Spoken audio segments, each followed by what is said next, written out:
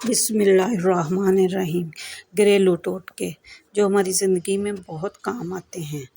प्याज को फ्राई करने से पहले अगर दूध में डुबो लिया जाए तो प्याज खस्ता हो जाता है। केक में अंडों की बू दूर करने के लिए अगर इसके मेज़े में 1 बड़ा चम्मच शहद का डाल दिया जाए तो अंडों की बू दूर हो जाती है। भिंडियों को खस्ता करने के लिए पकाते वक्त इसमें चंद कतरे नींबू का रस डाल दें या फिर 1 चम्मच दही डाल दें।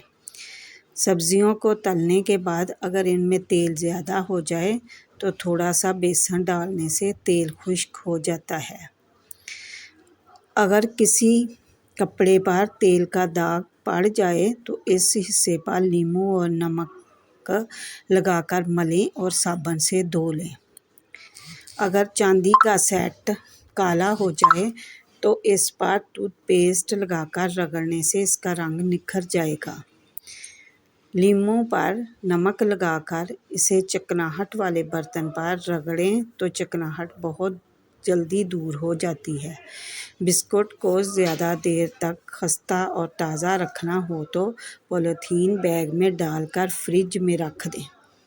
कच्चा आम लेकर काट लें, थोड़े से पानी में उबाल लें। जब जोश आ जाए तो इसमें करेले काट कर डाल दें। 4-5 जोश दें और करेले निकाल लें। करेलों की कड़वाहट दूर हो जाएगी।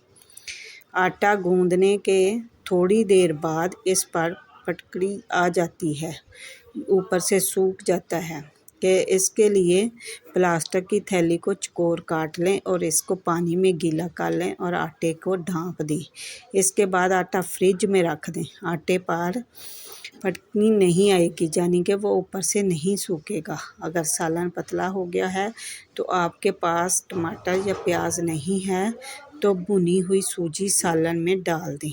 इससे सालन गाढ़ा हो जाएगा और जायका भी अच्छा होगा। खाना पकाने के दौरान अगर एक मोमबत्ती को चूल्हे के करीब रख दिया जाए तो खाने की खुशबू सिर्फ किचन तक महदूद रहती है। करेले को लंबाई के रुख काटने से इसकी कड़वाहट बहुत कम हो जाती है। इन्हें लंबाई में काटकर नमक लगा के 1 घंटे के लिए रख दें, फिर धो लें। मछली की बू दूर करने के लिए इसको बगैर धोए नमक लगाकर 2 घंटे के लिए रख दें, फिर आटे से धोकर मसाला लगा लें। मछली की बू ख़त्म हो जाएगी।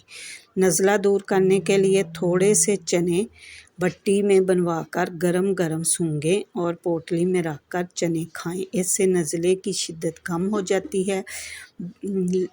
लहसुन की चटनी और बेसन की रोटी नज़ले ज़ुकाम में खाएं। ये टिप्स आपकी ज़िंदगी को आसान कर देंगी और आपके घरेलू ज़िंदगी में बहुत काम